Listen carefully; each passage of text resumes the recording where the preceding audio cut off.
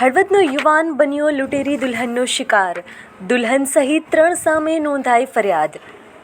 અપરિણિત યુવાન સાથે લગ્નના નાટક કરી રૂપિયા પડાવી લેતી ટોળકી સક્રિય બની છે. ત્યારે આવા જ એક બનાવના હળવદ તાલુકાના ચરાડવા ગામમાં યુવાનની બહેનના જેઠના પુત્ર મારફતે ઓળખાણ થયા બાદ રાજકોટની માસી અને લૂંટેરી દુલ્હનને યુવાન પાસેથી રૂપિયા 1 લાખ લઈને લગ્ન કર્યા બાદ એક જ દિવસમાં લૂંટેરી દુલ્હન રફુચક્કર થઈ જતા આ અંગે ટંકારા પોલીસ સ્ટેશનમાં ફરિયાદ નોંધાઈ છે. લૂંટેરી દુલ્હન અંગે ટંકારા પોલીસ મથકમાં ભોગ બનનાર મુકેશભાઈ સોલંકીએ ફરિયાદ નોંધાવતા જાહેર કર્યું છે કે તેઓ કુંવારા હોય એકાદ માસ પૂર્વે તેમના બહેનના જેઠના પુત્ર મુકેશભાઈ ચાવડાએ મુકેશભાઈની માતાને કહ્યું કે રાજકોટ ખાતે તુલસી નામની છોકરી છે જેના માતા પિતા નથી અને હાલમાં આ તુલસી તેમના માસી જોશના બહેનના સાથે ઘંટેશ્વરના 25 વારિયા ક્વાર્ટર્સમાં રહે છે. આ તુલસી સાથે લગ્ન કરવા હોય તો 1 લાખ રૂપિયા આપવા પડશે. જેથી ભોગ બનનાર મુકેશે તેમના માતા અને ભાઈ સાથે રાજકોટ આવીને તુલસી સાથે ચાંદલો કર્યો હતો, જેમાં આરોપી મુકેશભાઈ, જોશનાબેન અને તુલસીએ તાત્કાલિક લગ્ન કરવાનું કહેતા મુકેશભાઈ અને તેમના કુટુંબીજનો રાજકોટ આવવા નીકળ્યા હતા. આરોપીઓએ ટંકારા તાલુકાના જીવાપર ગામે મેલડી માતાજીના મંદિરે આવવાનું કહેતા મંદિરે હારતોરા કરીને લગ્ન કરીને 1 લાખ રૂપિયાનો વ્યવહાર કર્યો હતો.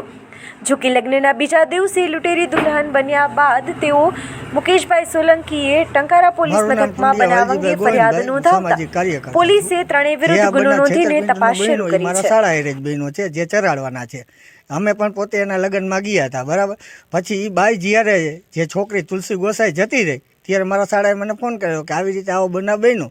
જેથી કરી અમે અમારી રીતે ટ્રાય કરી. ટંકારા પોલીસ સ્ટેશનને લગતું હતું એટલે ટંકારા પોલીસ સ્ટેશનમાં તારીખ 2 અરજી દીધી અને તે પછી પણ અમે એને 10 થી 15 દિવસે મુકેશ જીવા ચાવડાને ગોતી આવ્યા અને ટંકારા પોલીસ સ્ટેશનમાં આપ્યો. જે અમને 3 વાગ્યા સવારે 8 વાગે કે 9 વાગ્યામાં પહોંચ્યા, 3 વાગ્યા સુધી બેસાડી રાખ્યા. જમાદાર નથી આવ્યા કરી અને તે પછી પણ 3 વાગે એ લોકો આવ્યા, એને દીધો આરોપીને. તે પછી રાજકોટ લઈને ગયા. જે તે તપાસ એને કરી એનો ખ્યાલ અમને નથી, પણ આવીને એવું કીધું કે એ બાયુ ત્યાંથી ફરાર થઈ ગઈ છે. એના લોકેશન સાયલા બાજુના આવે છે, બરાબર. અને એ કે હવે આની ઉપર બીજું કાંઈ થાય નહીં કહે, પણ અમે પરાણે ફરિયાદ અહીંયા કરાવી છે, એફઆઈઆર અમે ફડાવી. જે સાહેબ આરોપી જે મુકેશ ચાવડા અને જે માસી બની જોશનાબેન આવ્યા હતા તેને અમે કટારિયા મેળીમાં 1 લાખ રૂપિયા દીધા. ત્યારે હું હાજર હતો. તે પછી મારા શાળાએ એવું કીધું ઘરેથી પણ 50,000 લઈને ગઈ છે.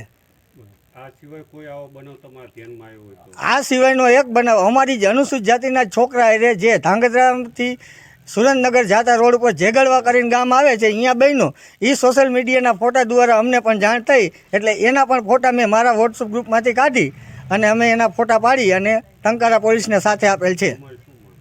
અમારી માંગ એવી કે આ લોકોને ટોળકીને પકડે, જેથી કરી આવા નાના ગરીબ પરિવાર, અનુસૂચિત જાતિના પરિવારના ટાર્ગેટ ન કરે અને આવ્યા લોકોના જે 2 પૈસા કમાતા હોય અને એ લોકોને છેતરે નહીં, વહેલી તકે પકડાઈ જાય. આવી ટોળકીઓને કડક સજા થાય અને જેનું આ લોકોએ કર્યું છે છેતરપિંડી, એની મૂડી મિલકત પાછી મળી જાય, એ અમારી માંગ છે.